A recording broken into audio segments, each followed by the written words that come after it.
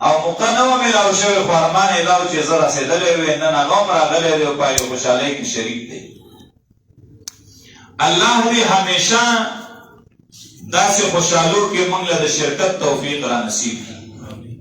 او الله دې همیشه د خپل کتاب خدمت زمونږ والي. ورونو بے شمار خلق دے، ہر قسم زبانونو والا، ہر قسم نسبونو والا، خو اللہ رب العزت دا ہر چانا دا دین خدمت نالی. کم انسان چے اللہ خوخ کی نو آغنا اللہ دا خپل دین خدمت والی. دا دین خدمت دا دین پوا اللہ ارچالا نوار گئی. اگر چالا اللہ دین ورگئی چی کم انسان دا اللہ محبوبی، کم انسان دا اللہ خوخی، سوک چی اللہ دا دین پا خدمت کی لگیا کرے رے، دا دین پو والا اللہ ورکڑے دا دادے دا اللہ دیر شکریہ ادا کی. کم انسان تا اللہ دا توفیق نور گئی آگا دے آگا کمی دا زان نو باسی چی سو وجل چی اللہ زمان ناراض رے چی ہر مجلس تطلیشم خدا اللہ دی کتاب مجلس تناظری گا آنا خبر اوریدیشم دا اللہ کتاب نشم اوریدے نور علوم حاصل اولیشم کنرون حاصل اولیشم دا اللہ کتاب نشم زدکولے معلومی کی دا چی اللہ زمان ناراض دے اللہ مقبل کتاب تا نکے نہیں جڑل پکار دے اللہ تا. مسلمانانو الحمدللہ من مسلمانانیو زمان عقیدہ دادا چی اللہ زمان خالق دے اللہ زمان مالک دے منگ اللہ پیدا کریو دا خبر طول منو خو یوسو خبری دی چی عملن پائی کہ من کمزوریو لگو نے سوچو کہنا یو دا منگ دا منو چی زمان خالق اللہ دے منو کنا منو طولی منو کنا دا منو چی اللہ رب العزت منگ دخبل عبادت دا پارا پیدا کریو خو عملی کمزوری زمان دادا چی دا کم سیز دا پارا پیدایو آگے لمنگ دومرا توجہ نمارکو دا کمی دے چی کم خبر زمان عقیدہ دا پاریبان زمان عمل کی کمزوری دا. اللہ پاک فرمائی وَمَا خَلَقْتُ الْجِنَّ وَالْإِنسَ إِلَّا لِيَعْبُدُونَ. ما ندی پیدا کری پیریان او انسانان دا حسر کلمہ راوڑی مگر دا دے دا پارن پیدا کری دے چی دا یواز زما عبادت اکی. اللہ اکبر. اے انسانان کتا عبادت نکین تا اللہ دا سرا پیدا کولینا تا اللہ دا عبادت دا پارا پیدا کرئی. دیر خلق داسی دی چی دا اللہ عبادت نکی او اللہ وی چی ما انسانان و پیریان دا عبادت دا پارا پیدا کری دی. سوال راسی ولی دا دی پا پارا کی اللہ تا علم نو اللہ تا پتا نوا اللہ خویل چی دی با عبادت کئی نو رستو دی عبادت نے انکارو کا نعوذ باللہ تا خود اللہ تا علم کی کمیش او اللہ خواہ عالم دے چی پما کانا و پما یکون پا ہر سکوئی او کچرت اللہ تا پتو چی دی بزما عبادت نکی نو بیا دی پیدا کول ولی دا اشکال دی. نو جواب دا دے اللہ وی چی ما پیریان او انسانان ندی پیدا کری الا لیعبدون مگر ما پہی کی دی عبادت طاقت و صفت چولے دے ما پکی استعداد پیدا کرے دے. توجہ دا اللہ دے اچھا سر ظلم نکی چی کم سرے قابل دے عبادت ندے طاقت پکی نشتے نو اللہ پاک عبادت ندے پرس کرے. چکل استعداد ورکی طاقت ورکی داغی نبات پہ اللہ پاک عبادت فرض کی نو بیاد دین سان سو عذر و بانا پا قیامت کی کار نکی. اس دی بندگان داسی چی اغا بدا استعداد صحیح استعمال کی نو اللہ با آغیل جنت ورکی اجر ورکی اور دیر داسی دی چی دا استعداد بسائی کی خراب کی نو الله رب العزت بچ دے نو هغه سزا ورکی جهنم به ورکی الله خو زیاته نه کی چا سره کړه مثال بتاور معصوم باندې الله مزنه فرض کړي زکه چې معصوم په اودس نه پويږي په مز نه پويږي نو د باندې مز فرض نه دی چې بالغ شي نو الله په مز فرض کړه تعلیمان یو مز دراولا فرض په نه دی معصوم باندې الله روزه نه فرض کړي وجدادا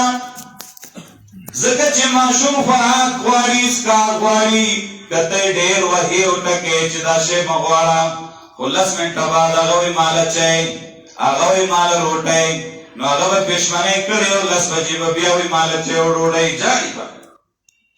دغه طاقت نشته نو الله په روزانه د فرض کړي نو چې چا کې طاقت شته نو الله پاک هغه فرض کړه نو دې وو سبحانه کی چې خدای پاک ما روزه ولې نه دمي ولې کدی ویلو غوا تن دوان الله وو چې ستا په شان انسان خدا بلمو اته راولې شو تا نه شو تیراولې الله رب العزت چې په غریب باندې زکات نه فرض کړي په مالدار فرض کړي له وجدادا چې غریب خود دې قابل نه دی چې دې زکات ورکي وسی نه کیږي او چې مالدار دې زکات نه ورکي نو الله به خود دې تپوس کوي بیا په غریب الله حج نه فرض کړي الله اول طاقت ورکی چې سره د طاقت حج نه کوي نو بیا به الله د هغه نه بعد سزا ورکوي بیا عذر او بهانه کار نه کوي لا یکلف الله نفسا الا وسعها جهاد وخبره جهاد فرض عینو چې څوک بنته نو هغه به ګناهګارو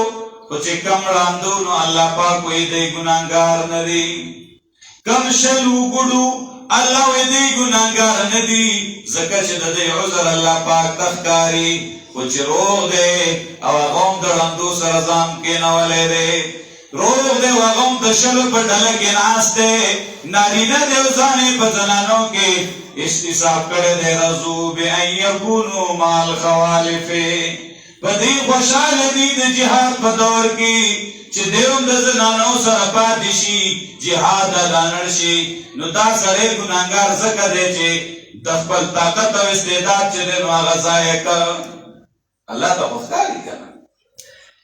هغه خلک معذورو چې هغه عذر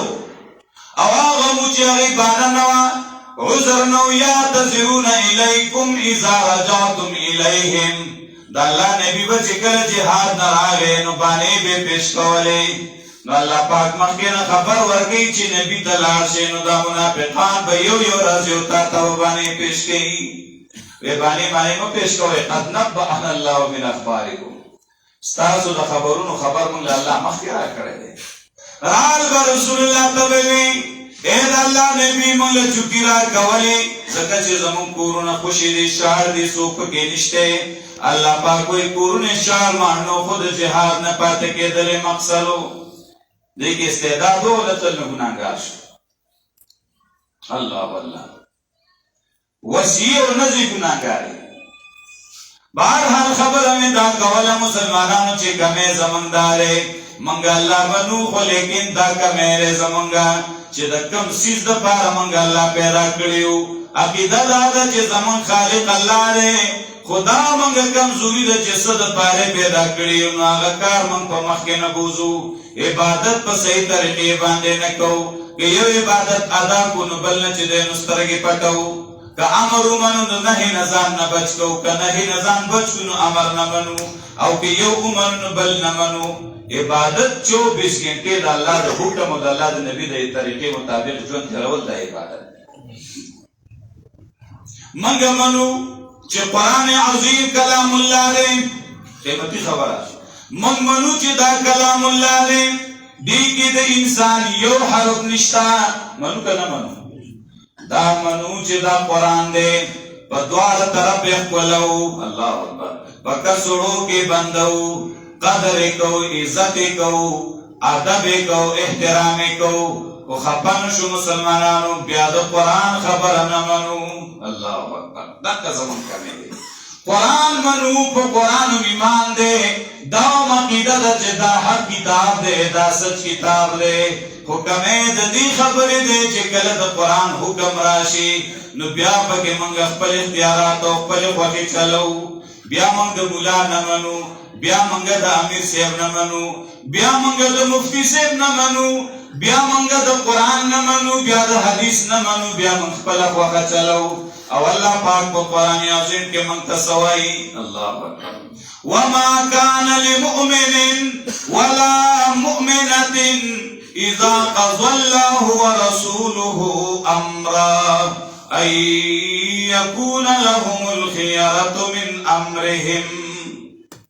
دا مومن سرید پارا ندی جائز اللہ اکبر لمؤمن اس یو مومن دا پارا جائز ندی او دا اس یو مومن زنانی دا پارا جائز ندی کلچ اللہ او دا اللہ پیغمبر صلی اللہ علیہ وسلم دیو کار پیسلہ کی چی دی پک اخپل خواخا اخپل اختیارو چلی بلکہ دا مومن دا پارا سپکار دی انما كان قول المؤمنين اذا دعوا الى الله ورسوله ليحكم بينهم ان يقولوا سمعنا واطعنا واولئك هم المفلحون مومن صلی لدا پکار دی مومن زنانی لدا پکار دی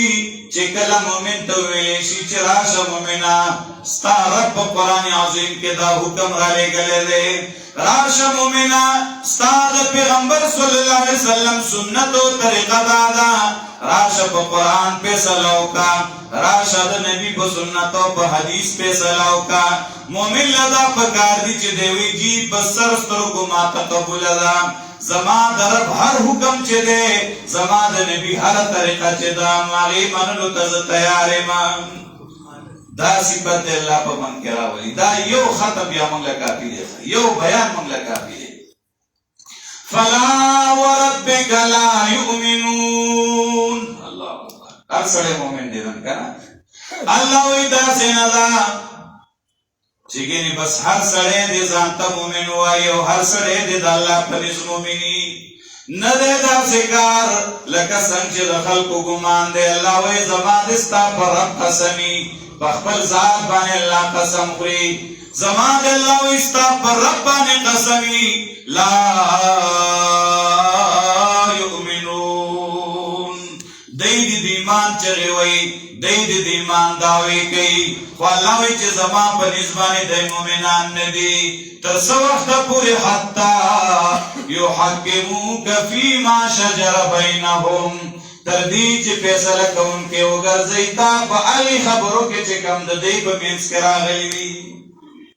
اللہ اکبر اے نبی چه ترسوی پیسلا ستا پا شریعت ندکڑے ستا پا قانون ندکڑے اگر کارا خبر دا کد غم مسئلہ دا کد خادی مسئلہ دا کد ذکر مسئلہ دا کد دعا مسئلہ دا اگر کد تلاوت مسئلہ دا کد خیرات مسئلہ دا کد موز مسئلہ دا کد رجی مسئلہ دا کچھ کم مسئلہ کی اختلاف آگے محبوبہ چی ترسو استاپ شریعت پیسلہ کڑینا دا اللہ واللہ نو مومن کے دینشی ثم لا یجدو فی انفسهم حرجا مما قضیت او بیاستا پا پیسل محبوبہ چڑھ کے تنگسیاہم انمومی خفگانم انمومی ستا پا قانون پا پیسل رضائی درم یسلمو تسلیما اسی وریدلنا چاہی تا غاڑکی دے پا غاڑکی خودو سرا اغا قانون اغا شریعت اغا پیسلہ پزان بانی جاری کی اللہ بچے دینو دا مومنان جوڑے گی اللہ نے دا سے مومنان منگے جوڑ گی جسنگا اللہ زمانہ مطالبہ کی لا یؤمن احدکم اللہ لا یؤمن احدکم حتی یکون ہواہو تبعا لما جئت بہی آگے وقت پوری و سڑے پتاسو کی دا اللہ حبیب و مومن نشی جوڑے دے ترسو پوری چی شی داغت الخواهشات تابع داغ دین چی کم دین مارا وڑے دے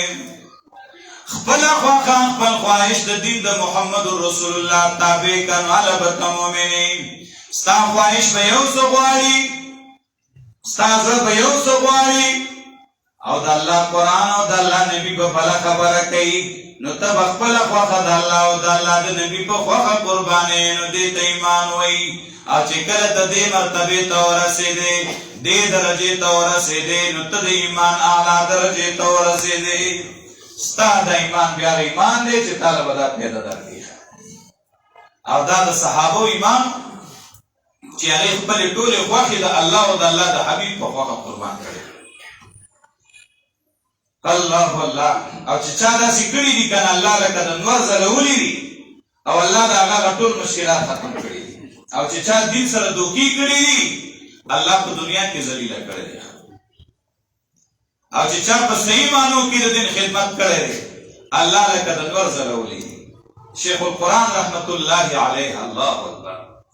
د چا پروا ونه لرله د خلکو د اعتراضونو د خلکو د خبرو د خلکو د الزاماتو د خلکو د بدنامو د ردو بدو د رپورټونو د دشمنو او د الله دین کما حقه بیان کړ والله نن شرقا غربا جنوبا شمالا د تمام دنیا خلک دا نوم په عزت او په قدر یادوي او چې څوک یې نوم یادوي نو رحمت الله علیه وسره وي د هغه د کلي سره د خلکو مینه او محبت د هغه د خاندان سره د خلکو مینه او محبت ولې چې د چا پروا نه وساتلې خپله خوښې په دین قربان کړی او هغه چا چې دین د ځان تابع ګرځولو هغه لارل څوک یې پېژني نه الله دې موږ د شریعت تابع کړي الله دې موږ د قرآن او د سنت تابع کړي یو مثال درته وښیم په دې آیت مفسرینو لیکلي دي فلا وربک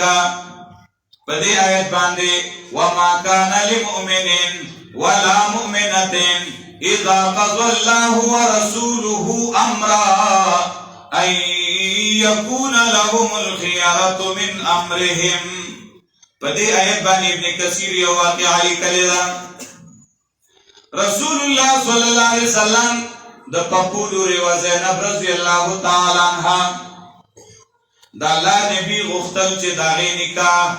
د خپل غلام سره چې د غلامۍ نه آزاد کړی دی زید رضی الله تعالی عنہ سره وکړي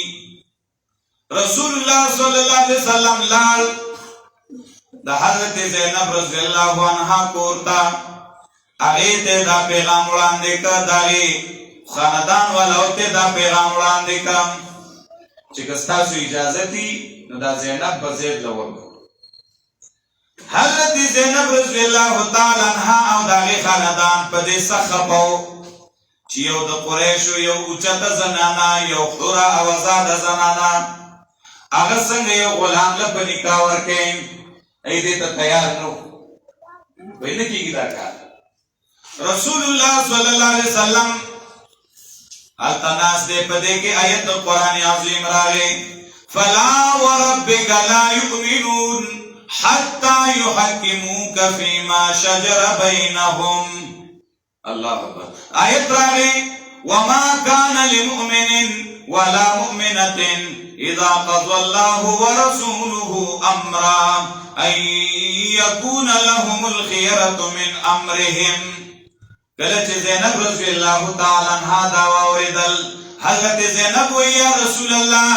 چې ستا مشوره ده او ستا حکم دی او الله حکم دی نو زه بالکل خپل خوښه پرېږدم خپل خواهش پرېږدم بس زما اجازت دے زما نکاح د زید رضی الله عنه سره وکړئ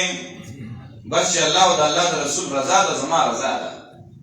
خاندان هم رضا شو واورئ مسلمانان نکاح وشوه د زینب رضی الله تعالی عنها د زید رضی الله عنه سره حضرت زینب خپل ارمانونه چې دی نو هغه پرېښودل خپل فکرونه قربان کړل د الله او د الله د رسول په خوښه باندې خپل نکاح وکړه الله ډېر غیرتي دی الله د چا غمینه سي نه بوزي حضرت زید رضی الله تعالی عنه سره چې نکاح وشوه وخت تېرېده د دې کور سمې ونه خوړه حضرت زید دې ته تیار شو چې زینب رضی الله تعالی عنها طلاق ورکړي نبی علیہ السلام ته ډیر ویل چې طلاق مه ورکوه خو کور سره مه غواړه دې طلاق ورکړه دې کې د الله یو راز اوس ګوره هغه زنانه چې د هغې نکاح د یو غلام سره شوې وه خپل خواهش قربان کړه خپله خوښې قربان کړه نو الله د غلام د نکاح نه خلاصه کړه او الله په نکاح د محمد رسول الله صلی الله علیه وسلم کې راوسته څومره د کمال خبره شوه او عجیبه خبره دا وه عجیبه ناشنا خبره پکې دا وه چې څومره زنانه چې وې الله اکبر د هغې نکاحونه د هغې پلارانو د هغې ورونو د هغې وارثانو تړلي وو او زینب رضی الله تعالی عنها هغه خوش نصیبه زنانه وه چې کله د دې د نکاح وخت راغی د رسول الله سره نو د دې نکاح هیچا تړلی نه ده د دې نکاح الله تړلی ده الله الله څومره مرتبې ته الله پاک ورسوله الله پاک فرمایي چې فلما قضا زید منها وطرا زوجناکها کله چې زید رضی الله تعالی عنہ د دې نه خپل حاجت پوره کړ او د هغې د دې سره نور ژوند تېرول اراده نه وه هغه طلاقه کړه زوجناکها ای نبی دا زینب مونږه تاله په نکاح باندې درکړله کله چې د زینب رضی الله تعالی عنها عدت ختم شو الله پاک نبی علیہ السلام ته وحی کوي چې زینب راوله دا ستا بیبي ده نکاح نکاح شوې ده الله اکبر کله چې بازواج النبی واورئ کله چې بازواج النبی صلی الله علیه وسلم په خپل منځ کې کېناستې الله اکبر خپل منځ کې ګپ شپ راغی نو چا به د فخر یو خبره کوله چا به بله کوله او چې کله به زینب رضی الله تعالی عنها خپله خبره کوله وی زنانو ما سره خبرې مه کوئ تاسو ټول هغه زنانې چې ستاسو نکاحونه ستاسو پلارانو او ورونو تړلي دي او زه هغه زنانې یم چې زما نکاح زما الله د محمد رسول الله سره تړلې ده دا د شریعت د منلو دا پیدا وي د الله او د الله د نبي په خوښه خپله خوښه قربانولو دا پیدا وه چې د نبي علیه السلام په شان انسان په دنیا کې بل څوک او دا د نبی علیہ السلام په نکاح کې اول نه وګینی دا نبی علیہ السلام په ځان لاغستی و خدا مقصد د نبی علیہ السلام داسې نو الله غوښتل چې دا د نبی نکاح کې مراشي او په دې یو رسم مات شي رسمونه به جوړوي نه رسمونه به ختموي موږ داسې نبی امتیان یو چې هغه رسمونه ختم کړي دي هغه رسمونه مات کړي دي هغه زمانه کې خلکو د ځان څخه طریقې جوړې کړي هغه زمانه کې هغه دور کې یو طریقه هغه طریقه دا وه چې چا به د چا زوی ځان له راوسته د چا به یو ماشوم په زوی ولی باندې ونیو یو کس به په زوی ولی باندې ونیو ویل به چې دا زما زوی دی هغه به خپل حقیقي بچی ګڼه داسې به یې ګڼه لکه خپل بچی هغه ښځه به یې داسې په ځان حرامه ګڼله لکه انګوره حالانکې د پردی بچی چې دی هغه ستا خپل بچی کېږي نه پوښی کنه وما جعل ادعیاءکم ابناءکم الله ستاسو متبنگان ستاسو حقیقی بچی ندی ګرځولي د پردی بچی دی راوسته تا نه میراث نشي وړلی د پردی بچی دی راوسته هغه له دې واده وکړه د هغه ښځه چې دی نو ستا انګور نه جوړېږي او عربو کې دا قانون چې خلکو به لکه د خپل بچي ګڼه د هغه ښځه به یې په ځان حرامه ګڼله چې دې سره نکاح نه کېږي وایي دا زما زوی دی الله پاک وایي نه نه زوی غواړي چې د انسان نه پیدا وي او چې د انسان نه پیدا نه وي نو هغه د انسان زوی نه دی نو د هغه ښځه په انسان حرامه نه ده قرآن یو ټکی ذکر کړی دی قرآن هر ټکی نه قربان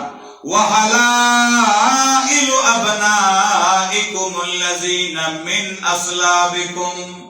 محرمات قرآن بیانوي که نه تاسو باندې چې کومې زنانه حرامې دي نکاح حرامه ده نو پای کې هغه زنانه هم حرامې دي نکاح ورسره نه کېږي وحلائل ابنائکم الذین من اصلابکم دا من اصلابکم کې یو زبردسته نکته ده ستاسو د زامنو آغا زامنو چی ستاسو دا شاگانو نبی ستاسو نطفی نپیدا دی دا غبی بیانی پا تاسو حرامی دی او چی کم ستاخ پر زوی ندی ستا نطفی نپیدا ندی ستا نپیدا ندی دا بلچا نپیدا دی نو کتو تا دیر پا درون نظر بانے گوری دا زوی نسیوامی نو سرکی خدا غخزستین گور کی نا نو دا رسم اللہ ماتو نو اللہ نبی علیہ السلام تاوی چی تبد دی زنانی سر نکاح کے چی دا رسم ختم شی نو عربو چلی جوڑی کری گورا کن دا لازم تا پیغمبر وی دا خبری گو سر نکاح کری دا اللہ اکبر خلق خو بدنام اگر بردی کنا اللہ پاک یترا لیگی ما کان محمد ابا احد من رجالکم ولكن رسول الله وخاتم النبي ما كان محمد ابا احد من رجالكم وتاسو ولدا سوای چې رسول الله د خپل ګور سره نکاح کړی دا محمد رسول الله د سره په سړو کې اړو ځامن شته نه سړی بیا کړی ښا ما كان محمد ابا احد من رجالكم ندے محمد صلی اللہ علیہ وسلم پلار دے یو تند سڑو ستاسونا دا محمد رسول اللہ زامن چے دے نو آگا ٹول پا وڑو کوالی کی وفات شوی دی یوم دا غزوی سڑے ندے سڑے مانا چے بالے شوی نو دا در سر لوی زامن شتا دینا نو سنگے دا زوی دا خل سر نکاح اکڑا دا تاسو اسی لگی آئی یہ دے جی خدا چے دا پلار دا چانا دے کنا انو دا کاری خو خو نکا کنا دا رسم ما تول غواری کنا ولیکن رسول اللہ دے دا اللہ رسول دے دتا چی اللہ کما خبرو کی نو دے باغ خلقو ترسی کم قانون راولی کی پاگی با عمل کی یرتبا پی عمل نکوالے دن رستو بنورو کڑے نو اللہ وی رستو خبل پیغمبر شترینا وخاتم النبین دے دا ٹولو پیغمبرانو ناخیر پیغمبر دے بل پیغمبر نرازی نو چی نرازی نو دا رسم بخام خاتماتو کہ نبی نوے مات کردی نو دا بطر قیامت دے خلقو کی چاری دی او دا پتلو تلو کی دا میو عقیدہ واوری سنگا چی زمانگا دا عقیدہ دا چی محمد صلی اللہ علیہ وسلم رسول اللہ دے نو دا شان عقیدہ دا ہم دا چی خاتم النبیین ہم دے خاتم النبیین دا تمام پیغمبران و خیلی پیغمبر دین رستو بل نبی دنیا تا نرازی بس دا تمام انبیاء و نرستے نبی دا رسول اللہ صلی اللہ علیہ وسلم نباد دا نبوت دروازہ پر او دا یو خختا وچی حدیث کے راضی زمان مثال دا سے دے لکہ یو سڑی دیر حسین و جمیل بنگلہ جوڑا کڑے دا کنا پہی کہ دیر خیستا آبادے شوے دے خوی یو دا خختی یو زی پاتے دے سوک چراشی تماشو کیوئے دیر اخبولی بنگلہ رخو کدا یو خختا پکی کمانوا وی آگا یو خختا چپکی دی آبادی پورا شو اب تا یو خختا مانا پیغمبران طول راغلی و داغی دا نبوت بولنگ تکمیل تا رسی دلو صرف دا یوی خختی کمی واغا اللہ زرع ولی گلم آگا خختا چکی خودشو محمد رسول اللہ راغی بولنگ دا انبیاء و تکمیل تا رسی وی شو بلی اس کم سرے چی دا رسول اللہ صلی اللہ علیہ وسلم دا نبوت نبار دا نبوت دا وو کی دے دا پیغمبران واغا خیستا بنگلا خرابول واری دا خیستا بلدن خرابول واری زکر چی نور دا خفت زینشتا پکی تا کم دے کے خفت تک دی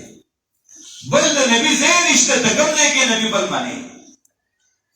دا دے نبی نرستو چی سوک دا نبوت دعوه کی نو دے کافر دے کافر نا چی مرتد دے دا غی وجہ دارا چی اللہ رب العزت پا قرآن کی وی چی وخاتم النبیین سب چی رسول اللہ رسالت دا قرآن نصابت دا ختم نبوت دا قرآن نصابت بارحال خبر میں دا کولا چی حضرت زینب رضی اللہ عنہ خبلا خوخا دا اللہ و دا اللہ دا رسول پا خوخا قربان کرا سمر دوی مقام واللہ اللہ ورکا دا شریعت پارا خبر ہے کہ واللہ دمر پیدی دی منتبہ سب کے ٹک دا باز وقت کے لوگوں تاوان تکلیف و خفگان وی خفکاری با خلصتو با مزے کوائی ام سلمہ رضی اللہ عنہ وائی پہ زمان خاون وفات شو او چکل زمان خاون وفات شو نو زا دیر زیادہ پریشان ہو ما کلا کلا دا باز خز خاون دا یو بل سر انتحامی نہیں وای ما ته په دنیا کې زما د خاوند نه بل محبوب څوک نه ښکاره کړي. بس ما ویل چې بس انسانانو کې زما د خاوند نه ښه انسان اړو زه منم.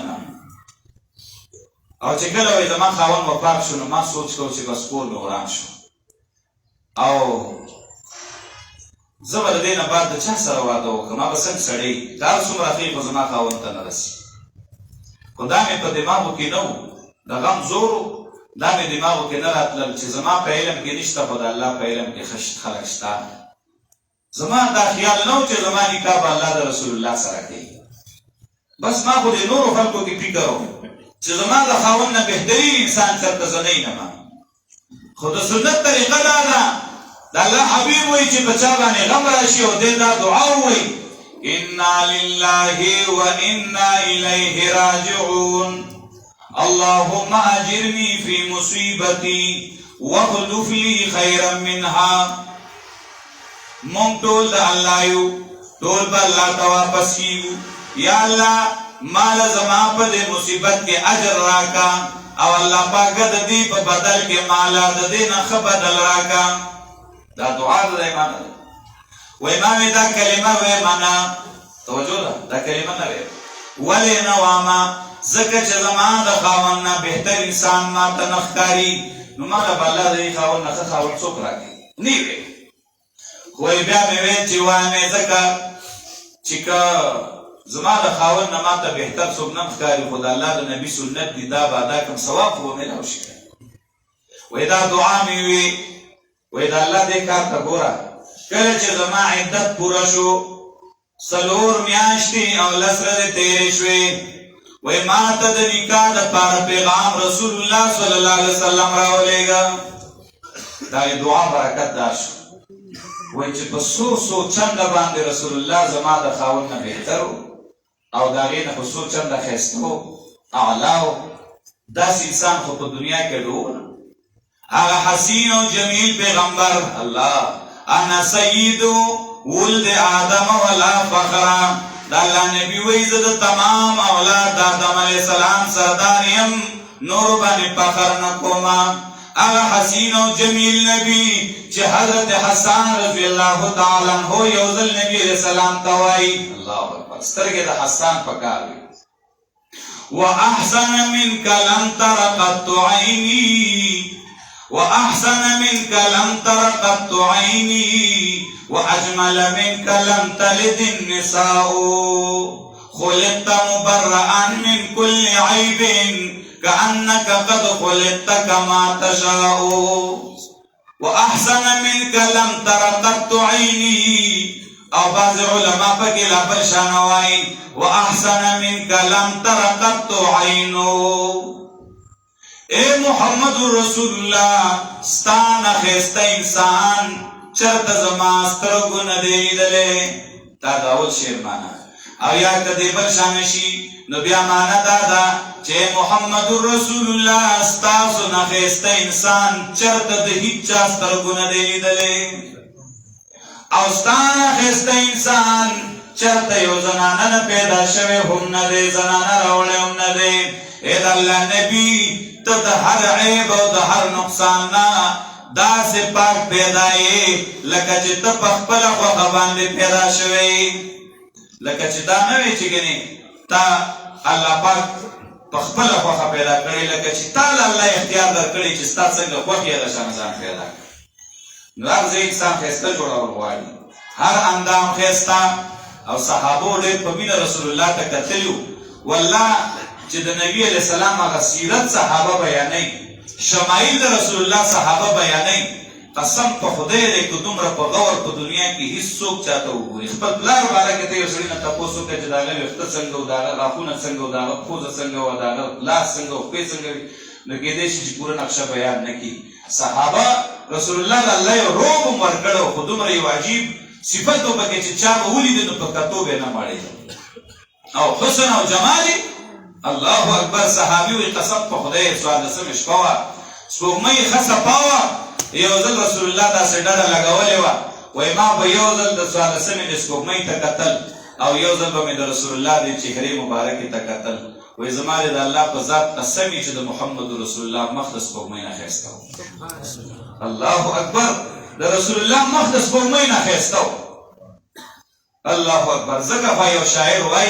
وایي نه پوهېږم چې د څه سره تشبیه ورکم، د ګل سره ازغي دي د سپوږمۍ په مخ داغونه دي. که زه یم چې محمد رسول الله داسې ښکلی و لکه سپوږمۍ، تشبیه کمزورې ده ځکه سپوږمۍ کې تور تور ټاکې ښکاري، د محمد رسول الله په مخ کې چېرته تور داغ نه و. او که زه یم چې محمد رسول الله داسې ښایسته دی لکه چې ګل ښایسته دی، نو دا خبره هم کمزورې ده. ولې چې ګل سره ازغي دي او محمد رسول الله چېرته چاته تکلیف نه ورسولی. د ګل نه ناشنا ښایسته، د سپوږمۍ نه هم ناشنا ښایسته. او داسې انسان به تاسو په دنیا کې پیدا نه کوي چې د هغې خوشبویي خلک په عطرو کې ګډوي. شته دی داسې د هغې خوله د بدن خلک په خوشبویانو کې چې دی نو اچوي، عطرو کې اچوي. دا یو د محمد رسول الله خوشبویي وه. الله اکبر. دا د هغه بدن و چې د هغه خوله به داسې وه لکه عطر. نو خبره مې دا کوله چې ام سلمې خپله خوښه هغه قربان کړه او د شریعت په طریقې عمل وکړه، د کوم ځای نه کوم ځای ته الله ورسوله. الله دې موږ له د شریعت په احکام منلو باندې چې دی نو د دې د عمل توفیق دې الله راکړي. خبره مې دا کوله قرآن منو چې دا کلام الله دی، ښکلو دی، مینه ورسره کوو، چې څوک یې بېعزتي کوي جنګ هم ورسره کوو، خو که په خپله پرې عمل نه کوو نو بیا خیر دی. الله دې موږ له په دې قرآن د عمل توفیق راکړي. قرآن عظیم کی راشی چی یا ایوہ الذین آمنو، اے دی ایمان والو. نو منگتوئی کنا ابن عباس رضی اللہ عنہما ویدہ خپل غد متوجہ کا ستا رب تعالی پیغام رالی دین آباد کا عملی اغیبان عملو کا او کا نهینو داغی نزان منی کا. تو دی طریقہ بانے قرآن ستا کا